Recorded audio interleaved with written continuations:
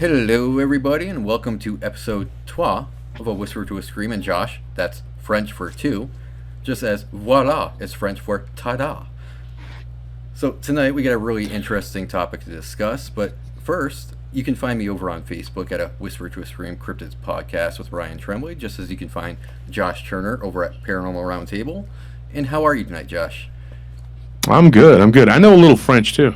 Oh, do you? Let's hear it. Yeah, I know French toast. French fries? I know anything with the word French, pretty much. I know. No, I actually do speak some French because I worked with Lebanese for years. Oh, okay. Well, so I speak some French. I know a lot of bad words, but I'm not going to get into. I know some phrases. Yeah, we'll get that, Josh. Don't do that. Arrête. I know how to say stop. Hey, I know how to say some other things, like different French words I've learned. But, yeah. Well, with our impressive linguistics aside, we do have a few things to cover. We are having an art contest that's still going on, correct? Mm-hmm. And that will end February 2nd. Anthony, you want to look at the calendar? It's February 2nd is when I do the Q&A, and we're going to end it that day, and I'm going to explain to everybody how we're going to do it. And then over the next 2 or 3 days from there, we're going to post it on the page and on your group, my group, whatever group, and we're going to try and get the likes on it. I guess we'll just do it on Paranormal Roundtable page. Be more people on that one for now. That'll work. And we'll just post it on there, and we're going to. I've even separated the names from the drawings. So some of these drawings, when I put the drawings on there, I don't even know who the names are. Okay, great. So that makes it unbiased, and then when you see. When we count up the likes, we're gonna post it on there. Mm-hmm. On Tuesday, I'm gonna post it on there. I'm gonna let everybody know on the Q&A, and then the next Q&A will be whoever gets the most likes between that Q&A and then on the next Tuesday, I'll announce the winner. So you have a week to get likes. So you guys have to draw your best rendition of the rake or the golem or the crawler, whatever you want to call it. Yeah, whatever you think it is, whatever it is, it just from what you've heard, descriptions of over different podcasts. It doesn't have to be our podcast or PRT podcast. It doesn't have to be this podcast, but it can be any podcast. And if you've heard the descriptions and just the stories, and so that's what you're going for. Mm-hmm. Funny thing, I was getting a haircut the other day, and I'm going to get into our emails and all that in a minute. But I have to tell you something, Ryan. I didn't tell you this, but I was getting a haircut a couple days ago. Mm-hmm. And the lady that was cutting my hair is like, we were talking because the lady that cut my hair the time before was cutting the hair right next to her. And she goes, he has a podcast. He has a really cool show. And he turned me on to it. And she's from Lake Charles, Louisiana. Nice. The woman that was talking, telling the one that was cutting my hair. The one that was cutting my hair was actually was Hungarian originally. Oh. And she was like, you know what? The only weird thing I've ever seen, one time we were staying at a cabin in Arkansas, and we saw these white things that kept coming up to the window and looking in at us. White things? So she starts going into this description of it, and I was like, that's what people call the rake. Oh, wow. And so she actually had the lady cutting my hair. No, I'm not kidding. She works at this hair cutting place, a barbershop, whatever, for men. It's called the Gents Place in Austin. It's very nice. Anthony just went there today. We got like a little membership there. It's like $40 a month or something, right, Anthony?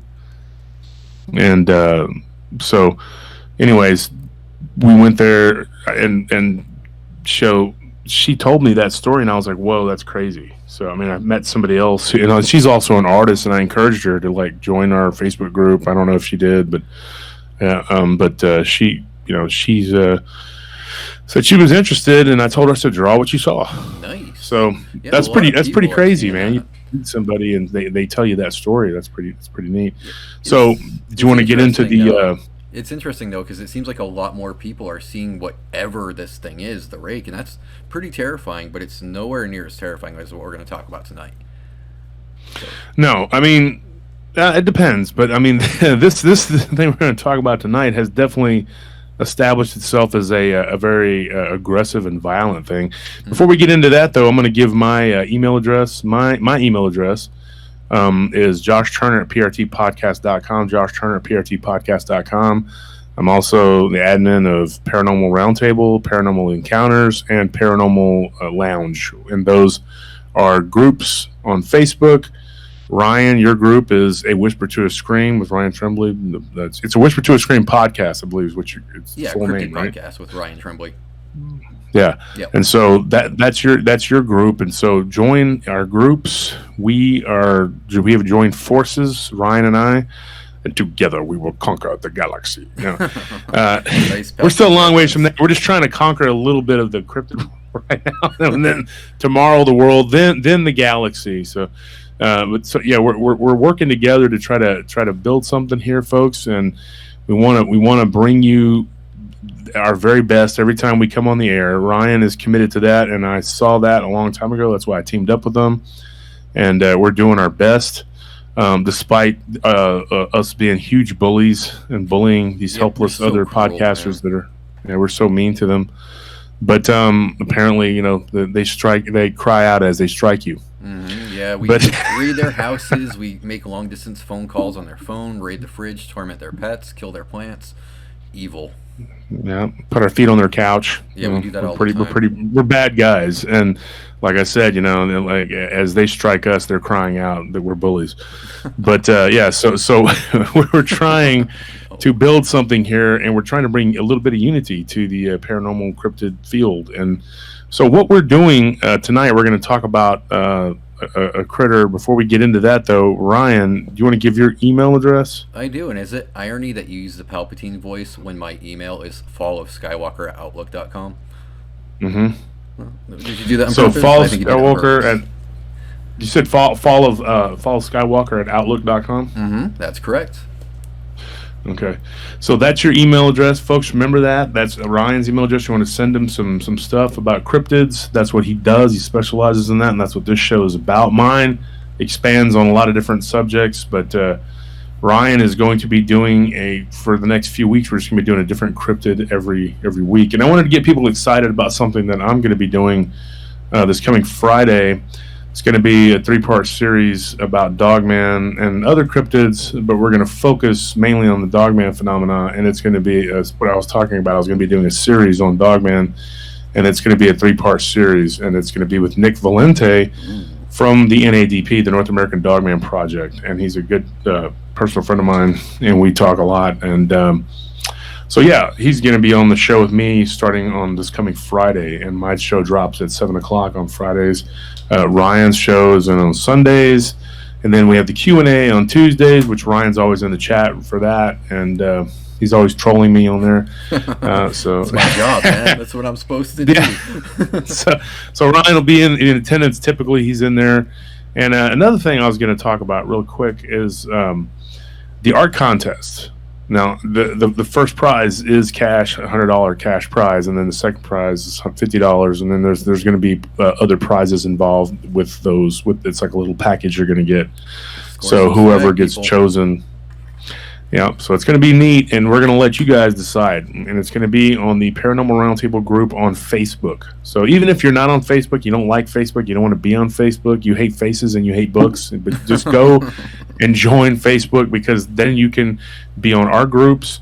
And when we do the show every Friday, when we do the show, we're going to pick a listener every Friday from the comment section of the link that we drop for the show on Paranormal Roundtable. On that group, we're going to post the link, and then you make a comment on there on the show. Hey man, this show was great. Hey man, I hated this show. Whatever your comment is, and we have one of our people. We'll pick every week. We alternate with a different person that picks, and you might be picked at random to win an autographed book. We have different authors. We have Nick Redfern. We have Chad Lewis. We have Linda Godfrey. We have Lon Strickler. We also have Ken Gerhard. We have Lyle Blackburn. So, it could be any of those authors that you could win a book from, and it's autographed. Excellent stuff. So, that being said, Ryan, you have something you want to talk a cryptid prepared for us that we're going to talk about, right? I do indeed. It's one of my favorites, actually. It's the Genoskwa, or the Stone Giants, or the Stone Coats, whatever you want to call them. But these guys are fascinating. We got some historical accounts to cover tonight. But I'm going to start off by talking about the problems that the Iroquois actually had with these subspecies of Sasquatch. These guys would actually come around and raid their villages, and they would whistle to let the Iroquois know. Well, first though, that's where the term Genoskwa came from, right? Was the Iroquois? Yep, it means stone giants or stone coats. It's and the Iroquois are. I'm sorry. Good. It's kind of lost in translation. Nobody's really sure if it means stone coats, stone giants. It's whatever you want to take it for. Yeah, and give a little bit of history of who the Iroquois were and where they're from. Well, they got tribes up in Canada, and that's where they originated from. So it was a lot of them are in the Northeast, though, in upstate New York, I believe. Yeah, nowadays, yeah. Mm-hmm. Yeah, because originally it was they're a loose confederation. There's like 5 or 6 different tribes that were a confederation that became the Iroquois. Yep. Yeah, so these guys were actually having a lot of trouble with Genoskwa, though. So these things were coming down and raiding the villages and just taking men and children and just, devouring them pretty much. And they couldn't stop them because these guys actually wore a kind of applique stone armor where they would roll in sap. And then they would roll in river rocks. So the flint arrowheads at the time just didn't do any good to stop them. And they were gigantic. You had something that got to 10, 12, 13, even 14 feet sometimes. Wow. That's pretty big. I mean, how would you stop something that big?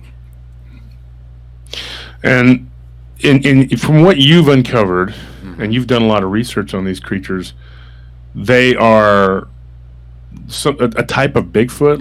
Do you think they're a type of Sasquatch? Or if you look at the descriptions, they kind of describe them as either having gorilla-like faces or almost human-like faces.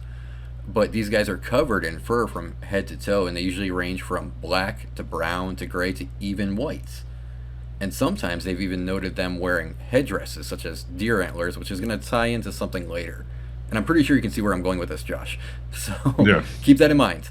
But yeah, these guys would come into the villages, and no matter what they did, the arrowheads just would not stop them from taking these poor people, these poor souls, and just bringing them back to their cave wherever they went to devour them. And then the stone that they rolled in tree sap. Is that correct? Yep, and river rock. And river rock, rock beds, some creek beds, and so then they ended up having sort of an armor protection, and because the natives, until the coming of the Caucasians from Europe, they didn't have metal. They were just using stone. So stone arrow points were not able to penetrate these, so these guys had basically free range. They could do whatever they wanted to these people. Well, yeah, and they were helpless. Size and strength. So what could they really do? Yeah. So that would be that'd be terrifying. You're there in the middle of the night, and your village gets raided by these hairy creatures, and there's nothing you can do. You're pretty much at their mercy. That's where it kind of goes back to that whole thing where people tell you don't whistle at night. Because they believe that if you whistled, it would attract them because they use the same whistle. So they were clever. They actually showed tactics. They would usually hunt during storms. So the whistle would sometimes be covered by the howling of the wind, and you couldn't really hear it till it was too late. But they were really just versatile creatures, though. Wow. And then so the historical reports that we got. Now, I know you said the Iroquois. Now, the Iroquois, I just looked this up. It says that there are about 80,000 of them now residing in the United States and 45,000 in Canada. These people have been there for a long time. And so the best we could figure, the earliest reports were from the 1600s? Yeah, pretty far back. Wow. It goes way back. And so when the Iroquois people, which would be they were, I don't want to keep calling them the Iroquois because they're called the Haudenosaunee people of the Longhouse. They consisted of 5 nations comprising the Mohawk, Onondaga, Oneida, Cayuga, and the Seneca. And it says that in 1722 they accepted the Tuscarora people from the southeast into their confederacy. And so these people had the legend of the Genoskwa. Indeed. And so it's their version of Bigfoot. But what separates this particular species of Bigfoot from the other species is, like you said, their propensity to try to use armor. And apparently there's more than one thing going on here, because you get reports of these really, really tall giants, and some of them look more human and some of them look more ape-like. One of the things I was going to do, Ryan, because on our last episode, the first episode, the Gugwe episode, I had kind of made a mistake. I had, at the beginning of the show, folks, I had said that I was talking about the Gigantopithecus. It wasn't really a mistake. It was just that I left out the Dinopithecus. Oh, you left them out on purpose, didn't you? Yeah, because that was something that I had talked about on my show before with the Dinopithecus, and I think I've even brought it up when I was on Vic's show on Dogman Encounters, is the Dinopithecus could be something that people are mistaking the Dogman for. Mm-hmm. Dogman being a wolf-like critter. We'll get into that eventually on your show, too. Well, you want to explain what a Dinopithecus is, though? Yeah, it's a giant baboon. Well, yeah. Yeah, that's pretty fair. It's just that's the layman's terms, I guess. Like 7 to 8 foot tall, and it was just a very heavy. I don't know the exact weight, but these things are giant baboons. And a baboon, not even a large baboon, can tear a man apart. Mm-hmm. And a buddy of mine that lived in Hawaii had one as a pet, and it killed one of his pit bulls. So I can tell you these things are vicious. And he had a female. It wasn't even like an alpha male type creature. It was just a female, and she played rough. And so one of these things like that size could be, so I was thinking the Gugwe, that could be what that is. But this thing you're talking about today could be a Gigantopithecus, because some of the descriptions of these things are like ape-like, right? Mm-hmm. Absolutely. I mean, they say they look like gorillas in a way. They got the really extensive brow. They got the snout to an extent, not quite like the Gugwe would have, not the baboon snout, more the gorilla-like snout, the rounded snout. But they have some very, really very intelligent, obviously, to be able to use armor. Yeah, absolutely. I mean, is that, pardon the pun, monkey see, monkey do, or was it something handed down through their generations? It does make you wonder, because that's intelligent to do. Yeah, rolling in rock to prevent arrows from hurting you. That's pretty smart. Mm-hmm. And the thing is, you said that they would go to the villages and raid and take the children. Mm-hmm. Yeah, they had a favoritism towards the kids. I'm not sure why that is. Perhaps they're weaker. Yeah. I mean, it's weaker, less chance of getting hurt. The men would be the last target typically. If you're just trying to get in and get out, just going to grab the smaller, or the livestock or the children, they're going to be gone. Get this, though, they had a unique style of killing, though. They would actually twist the heads of their victim until they popped right off. Oh my gosh, that's so gruesome. That's brutal. That's like an 80s horror I could think of a lot of ways to die, and getting your head taken off is like one of my least favorite. I've actually spent time going like, how would I not like to die the most? Getting eaten by a shark is pretty rough. Crocodile is pretty rough. Getting head pulled off would be right up there in the top 5, pretty sure. Getting your head pulled up by a Genoskwa. It might be quick, though. It might be quick. I mean, if they're big enough and strong enough, they might just, grab you and there goes your head real quick. I still don't want to get my head taken off. That's not something I want to happen. I don't think anybody does. Now, here's another thing, Ryan. Jumping around a little bit, but I have some questions for you. Okay, fire away. You had told of a story that happened to a military guy who was a Confederate from Oklahoma. Yes, actually, Joshua LaFleur. His name was Josh? Yeah. Oh, God, I didn't even remember that. Is that Kismet Josh? No, I just remember his name was Captain LaFleur, and now his name is Josh. So, okay, Joshua LaFleur. Do you want me to finish your story, though? Because it's got a bad ending. Well, you know what? It's what it is. What it is. I mean, I've heard it before, but I couldn't remember. It's been a couple of weeks we talked about it. So this guy LaFleur, he had something very unfortunate happen. But go ahead and tell that story But first of all, this happened in Oklahoma. Yeah, in 1850. Right? Yep.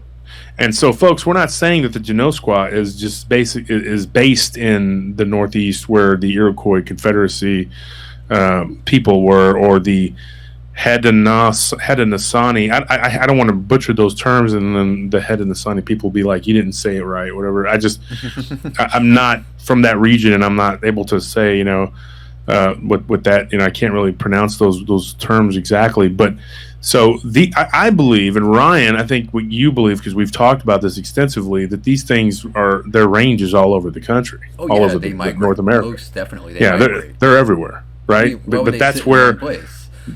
Yeah, the first legends though, and the name actually that is kind of stuck with it comes from the Northeast, just as the Dogman name for these upright canids comes from Michigan. Right.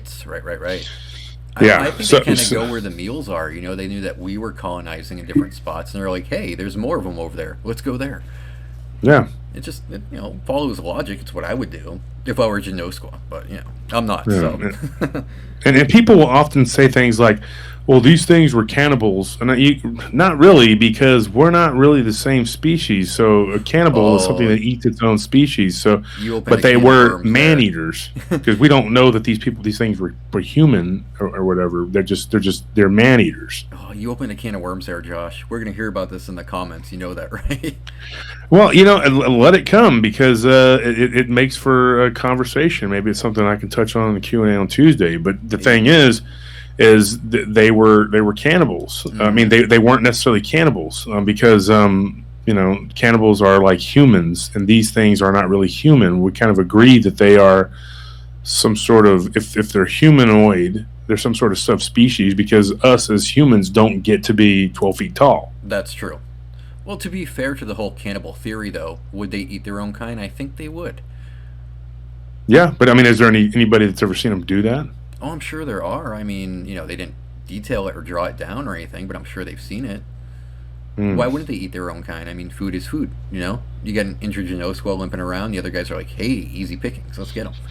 These things sound like orcs. Yeah, they kind of are. And after I tell you this story, you're going to actually believe that even more so. This took place along the Kiamshi River in 1850. Mm-hmm. The Choctaw Indians were having a problem with a Bigfoot-type species coming into their villages as well, and they were kidnapping exclusively kids. So they would come in by the number and just grab all the little kids they could, and they would take off. But they already knew that these poor kids were going to meet a really grisly fate. So they reached out to that man, Joshua LaFleur, who incidentally is part Choctaw as well. And when he arrived, he teamed up with some of the best braves they had from the different villages, and they tracked down these giants. That's how they referred to them, the giants. And when they found these giants, they were still feasting on what remained of these poor kids. And there was a pile of bones. They never said how high this pile was, but it was all the kids that had been taken. So LaFleur and these braves engaged these giants in battle. And poor LaFleur, I mean, despite the name Josh, he lost out on that one. He shot at one, and it killed his horse with one blow to the head, breaking the horse's neck. It then grabbed Josh and just pulled his head right off. Well, let's call him LaFleur, because you don't need to say Josh. Josh is gonna have nightmares tonight. I have nightmares enough about other stuff. So, let me ask you this: Did they get did LaFleur and his soldiers and these Indians? Did they get descriptions of these creatures that they could give? Yeah, and they described them very similar to how the Genoskwa was described. The gorilla-like face, the varying fur color from brown to even whites. They had the long claws, the talons on the toes, the very long canines, and they were just total monsters. They would come in and just dissect these poor kids. And just poor LaFleur, man, he just did not stand a chance against one of these giants at all. He should have even tried to engage it one-on-one. But here's a controversy, though. Some people will tell you that this LaFleur County massacre did not happen, but others will tell you it did. And if you look up historical accounts, there was a Joshua LaFleur, and he did die in 1850. And now, this is what I'm going to add to this. I go to Oklahoma to the Choctaw reservation regularly, right there in Durant, because I have a membership. I like to go, and when we go again, we go to the casino. Mm-hmm. It's a beautiful casino. Anybody that's ever in that area, it's a beautiful casino, the Choctaw Casino. And we go there about 3 or 4 times a year. And we don't go all the time, but 3 or 4 times a year we like to go there. And we have a lot of friends in the DFW area, and we'll go and we'll visit them. I have family up there too. A lot of my friends and some of the people that have actually been on my show are from that region too.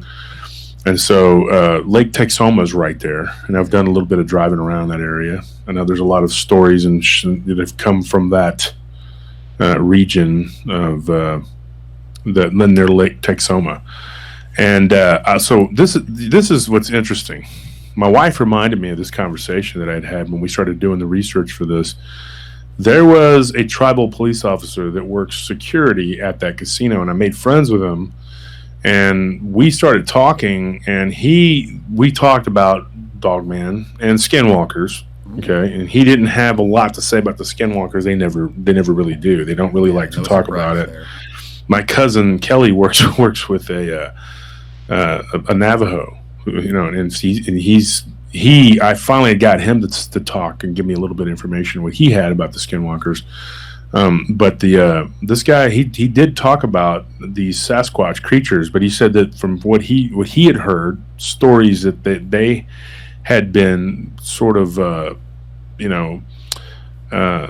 were like battles that took place in that area, and that they had been eventually driven out. But there are still reports of hairy creatures, Bigfoot type creatures, over there near Lake Texoma, and some with snouts, and they're distinctly two different things. Oh, very much so. Yeah, and so he was very forthcoming with that, and I thought that was interesting that me and him kind of struck up a friendship, and I've seen him there a couple times when I've been up there. He's been working there for several years, and so talked to him, and he did give me some information about we just started talking, and one day it was me and Scorpion, and we were going up the escalator. That's when we first met him, and we started talking about security because he works security there, but he's an off-duty tribal police officer. And so we started talking, and he told us, we started off just small talk, and then we told Scorpion was wearing a PRT shirt, and I think I was wearing it. One of us was wearing it, and then we started talking about the show, and then we started talking, and he gave me a little bit of information, and didn't know not a whole lot. But then the next time I was there, I saw him again. Struck up a conversation with him again and said, "Hey, what's up? You remember me?" He said, "Yeah." Even though I had the mask on, I kind of pulled it down, and he recognized me. We started talking, and he told me, about the Sasquatch and in that area. He didn't call them Sasquatch; he called them Bigfoot. But he said, "Yeah, there were Bigfoot in that area. They were supposedly really hostile. Stories that were passed down, and didn't specifically mention LaFleur or anything like that, but that the people were harassed by these Bigfoot until eventually something was done about them, and then eventually they were driven out over years of fighting with them." It does sound like he was actually making reference to the LaFleur massacre. That's interesting. Yeah, but I mean, I think it was more than just one battle. It was like there were plenty of battles that ended up taking place. So he just called them Bigfoot, though? He didn't have any other names that he called them by? No, he just called them, he said that he had heard Bigfoot, stories of a Bigfoot type creature. And then I asked him about the Dogman near Lake Texoma, and he said that he had heard of a Bigfoot that had a kind of a snout, and that maybe you could say that that's what that is, like a Dogman. But he'd never really heard the term Dogman. And the term Genoskwa never came up because I didn't know what that was. I really wasn't into that. You're the one that kind of brought that to me and said, "Hey, these things were called Genoskwa." And then, of course, there's other podcasters and researchers who they give things certain names and they just kind of stick. But you're the one that was like, "Hey, let's." And so I said, research that. Putting two and two together, and I went back and I was like, you know what? I actually had written down a little bit of what he had said, and it reminded me of the conversation. Interesting. And so so I got that much I can kind of confirm. Then that is from the Choctaw Reservation. Now, here's an interesting thing. That's in southern Oklahoma, okay, and it's just over the Texas border. He also told me something interesting. He said that there's a group of Amish people that live in that area. I did not know that. Yeah, and so I had talked to, they have a store, and it's not them that sells, it's not even the Mennonites. Now the Mennonites are kind of like they're like Amish, but they're able to use electricity, and they do a little more trading with the outside world. Well, these are just Amish people that came from Ohio, and they settled in that area. Mm-hmm. And they actually they have a small conglomeration of them there, and they have some English world people, as they call us. They call us the English world because that's the language we speak, that actually do the business for them and sell the goods for them in a store. Oh, and nice. so and it's right out. And so one of the things I asked him about, and I said, do you know if the Amish people have any stories or anything, legends of the Bigfoot? Ooh. And he said that he had not personally talked to any of them, but that one of the people that worked in the store at one point had mentioned that the Amish people did have stories and legends of that area of seeing hairy, Bigfoot type creatures that they had seen over the last few decades, where that they've been there. Now, So there's something that's still going on today. That would be Because I interesting asked to delve them about into. that. Yeah, I wish we could talk to them. Now, I used to have two people that worked for me downtown on 6th Street in Austin, and they were Amish. And they went to Rumspringa, as they call it, which is the time where they were able to, like, they kind of they sow their wild oats, and then they decide if I'm going to be in the world, in the English world, or if I'm going to stay in the Amish world, and I'm going to be speaking Dutch, or I'm going to go and be English. And so they give them this little period where they go and they kind of learn a little bit about the world, and they decide, well, I want to stay with my people in the church and commit my life to God and be Amish, or do I want to go out into the world? Oh. So they give them, they give them this option. And one of the girls that worked for us had a very terrifying Bigfoot encounter.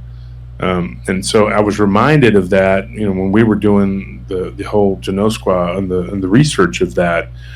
And I want to give that story eventually, but we can, if we have time permitting, I will tell that story. But I have two others that we're going to get into eventually. Oh, we will make time for that.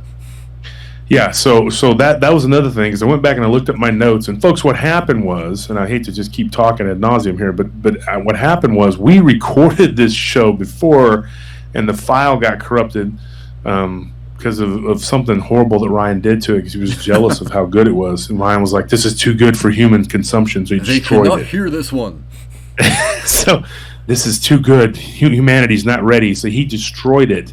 I did. I believe it was just his jealousy of how good his voice sounded. He was just like the future Ryan was angry and bitter that he could never repeat how good it was, so he had to destroy it. Is that who that guy was? Someone showed up. That's who that guy was. Angry, man. He was so mad. Oh. He came with his computer. He took it on the ground. He showed dominance over it, and you know what that entails. And then it just like sizzled and popped, and Ryan's like, "Dude, my future self just showed up." Looking angry and disheveled and unshaven. And so anyways the files got corrupted, and we weren't able to get in. So Ryan, his computer was not able to handle whatever happened. It just so we didn't get it recorded. So but now we're recording it on our end too, so we're going to make sure we back it up, and then we back those backups, and we'll have the so that's what's going on with this. But we actually had started and stopped like a couple times. Yeah, and so we ended up having to go. Everything kept messing up, and so finally we got it recorded, and then we're both proud of ourselves. We thought we did a good job, and then no, didn't work out. But that happens. So what ended up happening? We're redoing the show, and so but that actually gave me a chance to go back and look through my notes, because my wife was like, honey, that's a good thing. You can go back and you can go through your notes and see what you can find that would match up with these descriptions. And actually, I found a little too much. But no such thing. Well, and I don't want to just take over the show here, but I want you to continue. But just to add to what you said about the Lafleur massacre, because that's something that I had looked up and looked into. So let's go ahead and continue with the history of what you have here. Now, Joshua LaFleur was killed Yeah. by these creatures, and so I take it the first battle was not really a success. Not at all. Not at all. All these Braves, along with LaFleur, perished in this battle, and these poor guys just did not know what they were going into. And ironically enough, it took place along the Kiamshi River. Now, the translation for Kiamshi means "go no further." This is why people have to listen to the names of places, Josh. And it never makes it. Ryan and me, we've talked about this, and we're like, why would you go? I'm gonna go swimming over there at the Devil's Canyon. Why? Or Wendigo Lake. Why would you go to Wendigo Lake? I can't understand this. Well, I've heard of a place called Headless Creek, and I was like, I believe it was somewhere in South Dakota or North Dakota. I can't remember where I was traveling, and I just drive over this little sign that says Headless Creek. Like, yeah, I'm going to stop and just go take a dip. Yeah, I think I'm going to swim there, or another one I saw was, I'm trying to think of where this was at, in Wyoming or something, and it was like Viper Snake Crossing or something like that. I can't remember. I got to ask my wife, but we were driving. I just thought about that, and we were driving, and it was like something snake, and she was like, "Oh, that looks appealing. Let's just stop there and camp." Let's not say you did. I mean, the name says it all. I mean, Well, if you're looking to stay away from places that have ominous names, then keep away from the Hani Valley, the Valley of the Headless. You don't want to Headless Valley. I was gonna say the Headless Valley. Yeah, you got these names of the devil's in the details. I believe isn't that 411 missing 411. I gotta wonder if maybe Genoskwa played a part in the Headless Valley as well. Because they found men without their heads over there, and it lines up with the Genoskwa's little thing of ripping the heads off. So tell people where that's at. Actually, I'm not really sure where it's at exactly. It's supposed to be in Canada, I believe. I think, there's one in Canada, but there's another one in the U.S., I believe. I know that it's in. I know one of them is in Canada, and they found hikers and campers and stuff. Well, the first guys they found were in 1908. It was two brothers. Two brothers that went up there searching for gold, and 2 years had passed, and nothing from them. And then when they found these brothers, found the bodies, no heads. It does make you wonder: did they run into something up there that they shouldn't have run into, or what was the deal there? It's interesting because I was talking to someone about these paranormal things, these cryptid things, and he's from Hawaii, and I was talking to him yesterday. And eventually he's going to come on the show, so I'm not going to give it all away, but he told the story of a giant, and I'm not going to give the description or anything like that, but it was also it killed humans, and so everywhere you go, you get these stories of these giants, these huge giants, like 10 to 15 feet tall, and they eat people. I know that there were historical accounts. Did you want to talk about that with the going way back to the history? Absolutely, yes. I actually have one more account for you, Josh. Yeah, let's hear it. All right, this is actually about two fur trappers from Canada. They actually went up to Canada for moose hunting. This is their thing. They wanted to bag some big moose, so they hired a guide by the name of Little Jack. And Little Jack agreed to take them to find the game, and they had to follow certain rules. And one of his most strict rules is they could not go to a certain part of the island. And he told them that there was a cannibal giant that lived there. Now, he called it Genoskwa and Wendigo. Not Wendigo, Wendigo. But of course, like in all horror movies, the youngest of these fur traders did not listen. And one night he snuck off by canoe, and he was rowing towards that part of the island, and Little Jack and this man's father caught sight of him. And just as this young man pulled the canoe to shore, they actually saw him start freaking out. He saw something terrible, and rather than getting back in his canoe, he ran into the woods, and all they heard after that was 2 gunshots, and then they heard him scream. And there was silence for a moment, and then he came barreling out of the woods with this big hairy giant behind him, who with one hand caught him from the sternum, and with the other hand ripped his head clean off. Oh, man. And once they reached shore, once the father and Little Jack reached the shore, they went to go look for his body. All they found was blood and his boots and his hunting rifle, and that was it. And they searched for him for days, and they never found anything else of him. They didn't find his bones, nothing. And they were determined to tell everybody this giant ate their son. So, you got to listen to people when they say don't go there. It's like the names. When someone says, oh, this name means this, you should probably go, oh, let's stay away from that area. So if this guy's saying don't go over there, don't go over there. It just makes total sense. Yeah.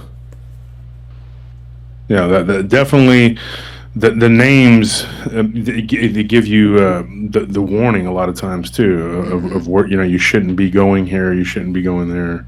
Well, when your native guide, who's a hunting guide who's been there all his life, is telling you with authority, don't go there, don't ever go there, don't you ever go there, don't go there. But that's what this man did.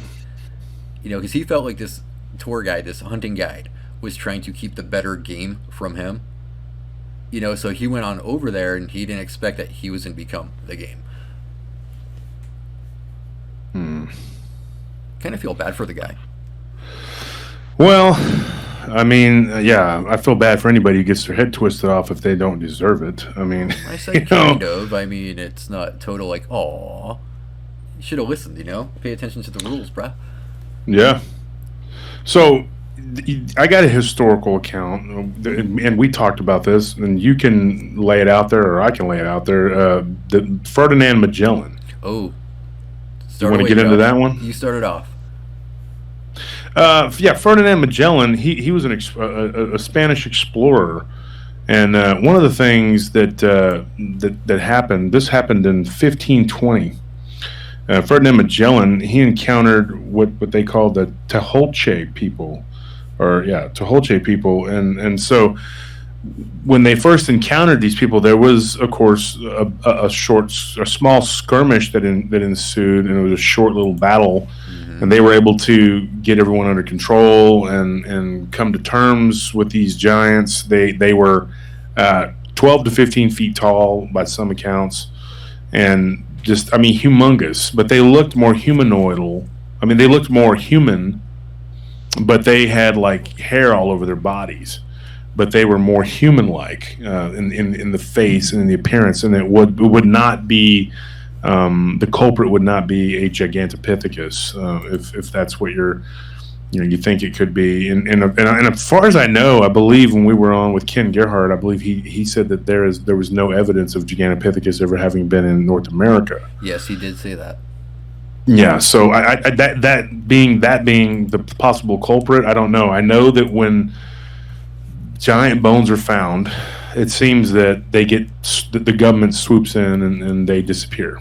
Mm-hmm. That is what we've heard over and over again. We've filled the reports for that a lot.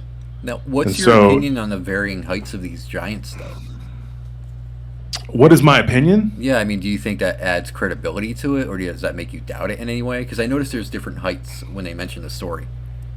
First of all, the NBA needs to find these guys, and they need to shave them down, and let's go, because the Spurs need some help, and I think they need to go and find these guys, because I'm a big Spurs fan. But anyway, these guys, these giants, it's crazy. You get these reports. You get reports as far as China. You get these giant. They uncovered these tombs I was reading about in the desert, and in China, and they actually uncovered these tombs. These red-haired giants that were Caucasoid, like Caucasian, and that's really weird.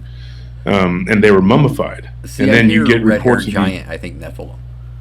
Yeah, Nephilim, and we can get into that, but that's a whole nother species, just a whole nother cryptid, or whatever you want to call it, that we're going to cover at some point. I don't want to start going into that too far, but it's weird because you get the whole red-haired giant species that they found, mummified up in Peru. Yep. Got reports of that because there's a guy, and I think you may know him, Ryan. I'm not going to say his name right now because I don't know how he feels yet, but he studies arachnids, spiders, and we talked about these spiders that I think you had talked about it in private, where they bite the victim and they do what they do, or whatever. We're not going to get into that right now. That's another show. But that's terrifying for me, man. You're afraid of having your head ripped off. I'm afraid of spiders. Oh. I'm afraid of spiders too. I don't like spiders at all. So that's another fear. But he was talking about, not only in Peru and where he had done, in Chile and Peru, he had done like a lot of work. Right. And he had an archaeologist friend that told him that there were areas up there that were littered with these bones and with these red-haired giants. And they show human bones in the same area that look like they had been cut, like the cut was going down into the bone, and with like primitive tools that they had used. So obviously they were being eaten, and they believed the that bones were these sawed then. yes, like they had been gnawed on or broken open, and that the humans had been preyed upon by, they believe, these giants, and they found like bone piles in the areas where these giants' bones had been found.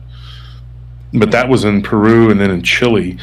But anyway, you get all these reports, and then you got this the creature they called the Nantinak in Patagonia. Yep. And that's where Ferdinand Magellan, when his people encountered the Tehuelche people, that's another type of giant they found, the Nantinak. And now there's some different reports of different stuff that I've read, and a little bit that I couldn't totally verify. And it was just that the Nantinak was a more aggressive version of that, and that Magellan had tried to take these Patagonian giants. He had tried to get a couple of them back to Europe, and they died at sea. And then they tried to keep them preserved in vinegar and salt, like they tried to preserve them, but it didn't work. They were too big, and they were going to have to cut the body up, and it wasn't going to, it wasn't going to make any sense because you're not going to get the full scope of how big they were.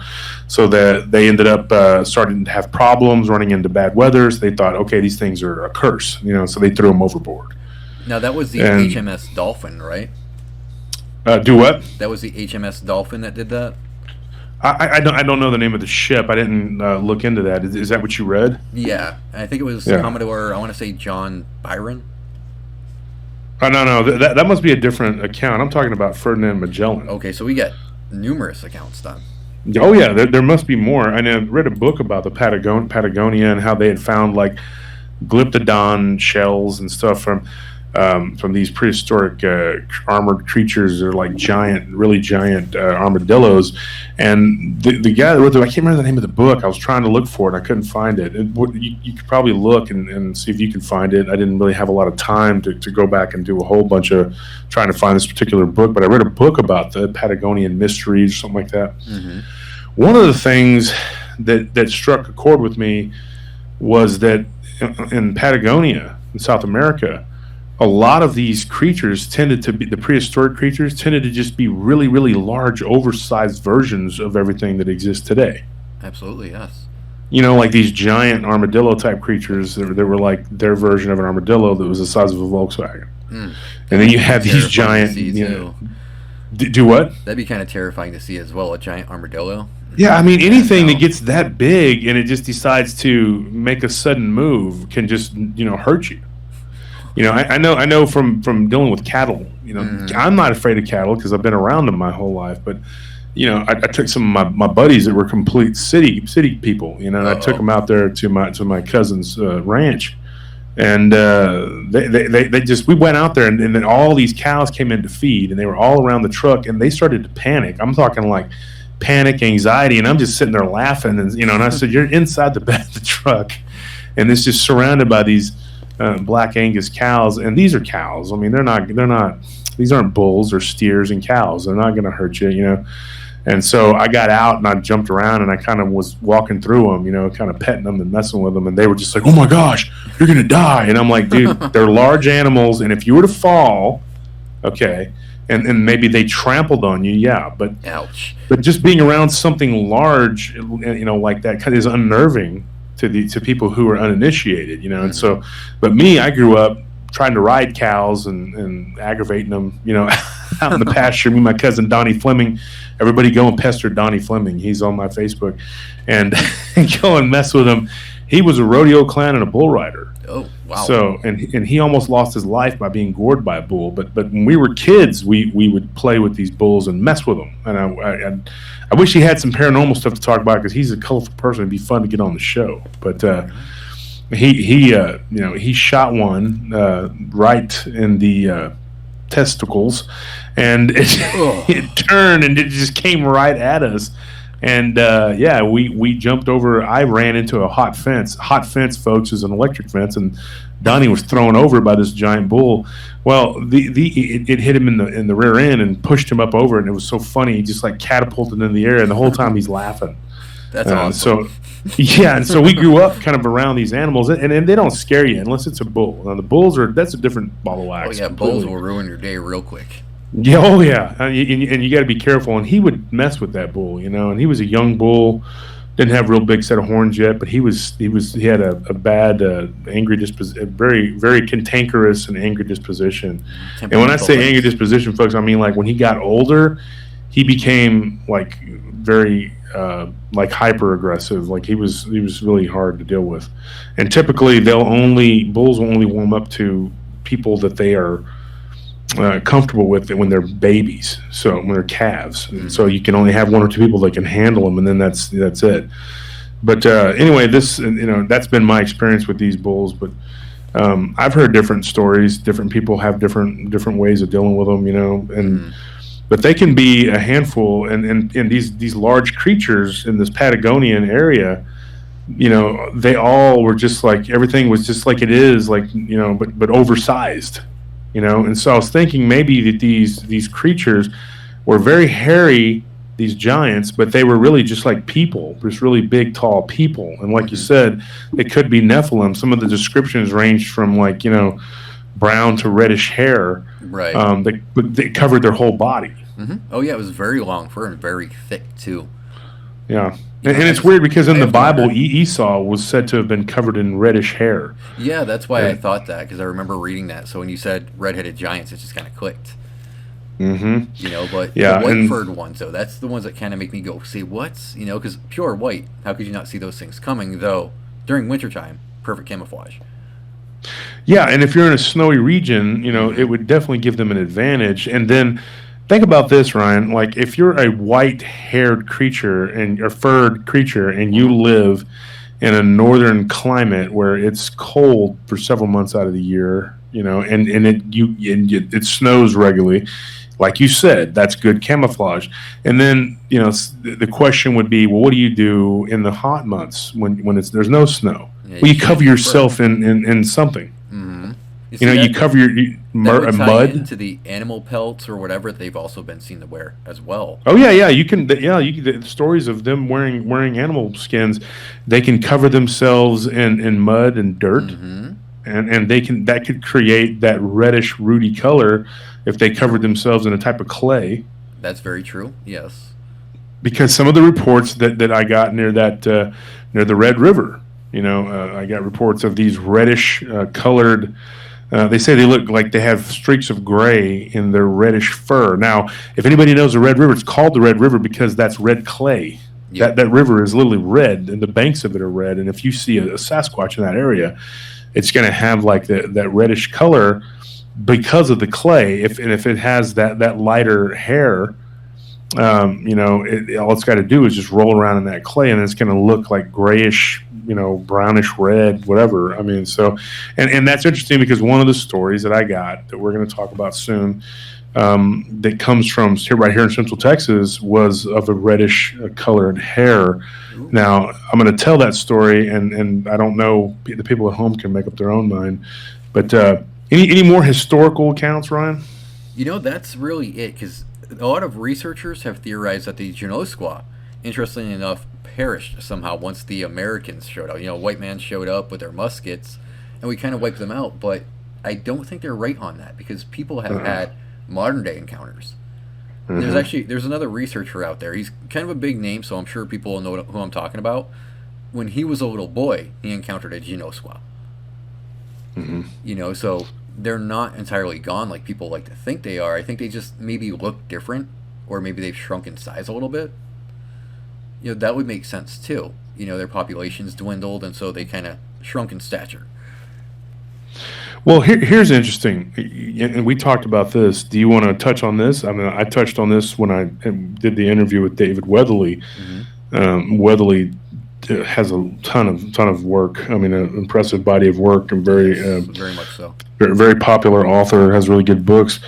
The village of Port Locke in Alaska. Okay, yeah, that's a very interesting one where everybody just kind of disappeared. Yeah, and they disappeared. And then Ryan, now me and you've both researched this. And now Port Locke, do you want to talk about that, or do you want me to lead into that, or you want to do it? Lead right on. Well, okay, so in Port Locke, what happened was in the 1920s. I think the first encounter was in the early 1920s. Someone was killed. They were found. Their head was removed, and they had been hit with a rock. And then it looked like the head had been bashed in or whatever. I'm sorry, not removed, but the head had been bashed in with a rock. And then another person was hit with a rock as they were walking, and that particular person, I don't think they died, but then so it just went on and on. Then there were people that were out on the edge of this kind of isolated village, which was a port, and it was hard to get to by land, but it was accessible by sea, by boat, and so people began to go missing, and then people began to come back from the woods with reports, hunters, and they came back with reports of some sort of creature that they were seeing. It was about 10 foot tall. It was huge, with brown fur, and it had a nasty disposition. And then there were reports of more than one. And so obviously there was a tribe or some sort of group of a pack of these Genoskwa type Bigfoot. And they began to harass the villagers to the point where several people went missing, a couple people died, and their bodies were found. And then eventually they just abandoned it altogether. So Port Locke ended up being a failed, and now to this day people will go out there. They do have tours that will take you out there by ATV, I believe, and you can go and visit Port Locke. And it's just an abandoned ghost town. It's a port, and it's a strategic spot. I mean, there's no reason why it should have gone away, other than it was just being attacked. And now the people in that area that are anywhere near it say they don't go near it because it's supposedly haunted. But I believe that these Genoskwa type, the Genoskwa type Sasquatch, let's just call them that, were responsible for doing this to these people, because I've heard that the people in that area have found animals with their heads torn off, which is a telltale sign of a Genoskwa, because that's how they kill. So yeah, that is the Port Locke story. Yeah, that's one I've always associated with Genoskwa. The minute I started reading about that, I was just going, yeah, that's Genoskwa right there. I was actually kind of excited. Is that wrong of me? Well, I mean, no, they just disconnect there, because I mean, this was 1920. You don't know any of these people. That's true. To stumble across the information, you're not excited that these people died. You're not a sociopath or a psychopath, but you're just like, wow, that's exciting. That's crazy to hear about that and read about that. Yeah, because when David Weatherly, all these, historical accounts, and they're all lining up, you're just kind of going, whoa. Yeah, I mean, Weatherly talks about that. In his book, Alaska, I think it's. Can you look this up for me, Anthony? It's Monsters or Cryptids of the Last Frontier. I don't know the exact. I have an autographed copy at my house on my shelf, and I can't tell you the name of it. And I've read the book. Nice. Monsters of the Last Frontier: Cryptids and Legends of Alaska by David Weatherly. Okay, and I'll just go ahead and plug him. He's been on my show, and we covered that book because that book fascinated me. And like I said, that's a good one. And so it talks about the otter people and the Genoskwa, basically, or what I don't know that particularly in Port Locke they call them that, but that's what it alludes to, that there was this really aggressive, large Bigfoot type creature or creatures that were responsible for driving the people out of that village. Now, I've had people argue with me, and they said, "Oh, the Oma, Opa, the whatever you want to call them, the Sasquatch, whatever name they want to give these creatures. Oh, they're not aggressive. They don't hurt you. They're not bad. They're not this. They're not that." And I'm like, first of all, you don't know that. Right. Okay. Second of all, assume that. You can't assume that, And then second of all, maybe the ones in your area aren't. Maybe you have a docile population. I had this lady in Texas. You came across a gentle one, a docile one. Well, it's just like people. I mean, there could be nice ones, there could be mean ones. But there's this lady here in Texas who, she lives in Central Texas, not far, like she lives in South Central Texas. They're Bandera. And she's like, oh, these things aren't that bad. They're the ones that have been around me. She's like, and I was around some in the Kerrville area too. That's like I believe west of San Antonio, northwest of San Antonio. Right. And she's like, no, the ones that we lived around over there, they were nice, and we would leave them food and stuff, And I said, oh, really? Nothing ever happened at all? She goes, well, my neighbor's dog went missing, but, that was probably coyotes. Nice. And I'm like, your neighbor's dog went missing? Okay. Well, see, maybe they were nice because they were feeding them, though. Maybe it's one of those don't bite the hand that feeds you. Yeah, and if they're not hungry, a great white shark will swim right by you. True enough, yeah. I mean, that doesn't mean that it's, that doesn't mean that it's you don't want to cuddle up to it, no. Well, I mean, here's an interesting story, and I'm going to talk about this probably on my show too. I got a report of these.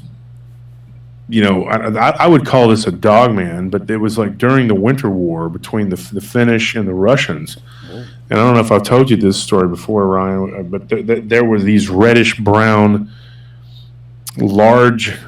But these things had like muzzles, like a canine, and they were attacking soldiers during the Winter War, which took place right before World War II. And of course, the Finnish invaded Russia. They invaded the Soviet Union with the Germans. They were their allies, and so they invaded the Soviet Union because they had been fighting with the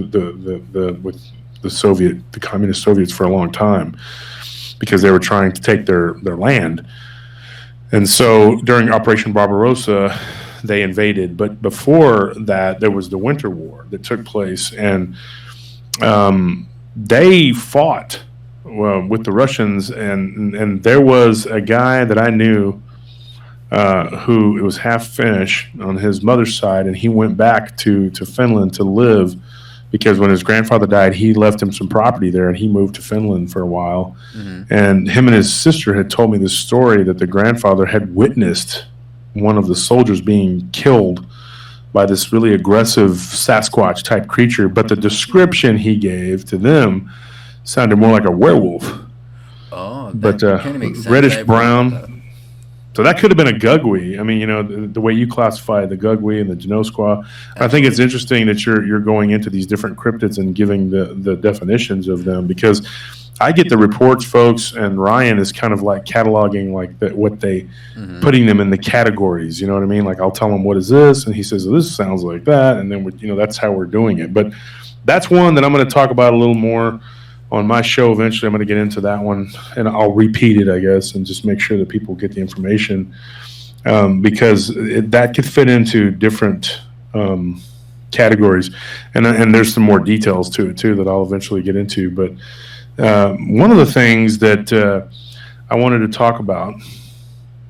Now, you had these stories I was going to tell you about. Mm-hmm. One of them was from this girl. This happened up in Ohio, and this was an Amish person that actually worked for us for a little while. She was a flyer girl. She would go out and pass the flyers out at the club, and we got to hanging out one night. Her, and it was her brother, and then one of their best friend, and they had all left for Rumspringa and decided we're going to go out into the world and live like the English. And like I said, they call us the English because we speak the English language and we dress. So they call everything English, the way we dress, everything. Mm-hmm. But they forsake modernities. They forsake electricity, indoor plumbing, and cars. They all have buggies, horse carriage buggies. So she said that when they were up in Ohio, when she was living there, she was Amish, that there was a creature that was living near a dried creek bed, and that it would come out at night and it would snatch up livestock. Ooh. And eventually they caught sight of it, and some of the men went out with torches, and they chased it away. She caught a glimpse of it one night running across a field, and then eventually one night it popped up in the window. Whoa. Of her older and younger sister. Shared a room, the youngest and the oldest, and then the two middle girls, they had a room. Mm-hmm. And so the oldest sister screamed and the little one was just standing there, kind of looking at it, all fascinated. She said she had to go up and grab the little one and pull her out of the room. And she looks in the window, and there's this thing just standing there staring at him. And it appeared to be holding apples in its hand, and it was eating them. Huh. And it was just staring at the little kid. And she said that it had a very human-like appearance, but that it was covered in fur.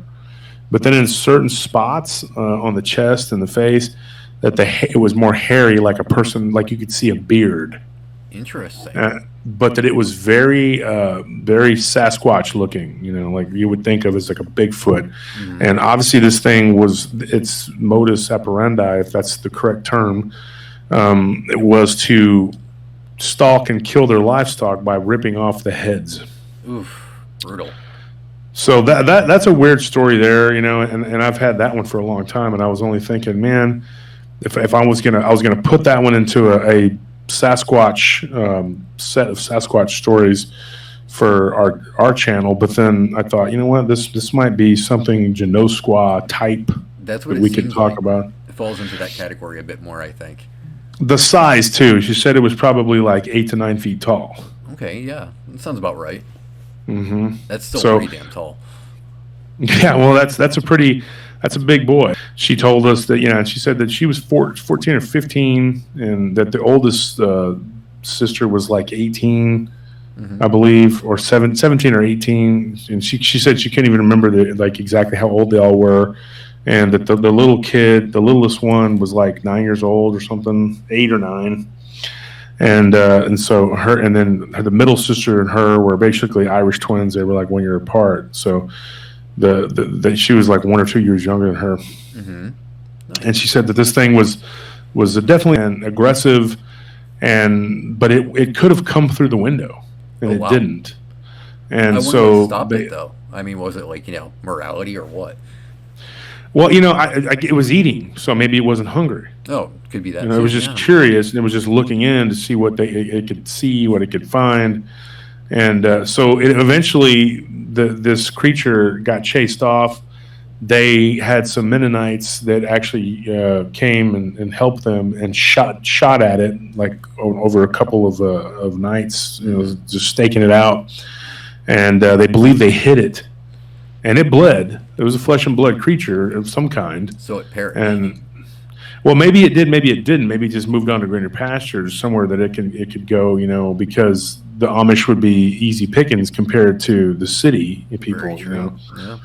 They're not going to come out with an assault rifle, and attack you.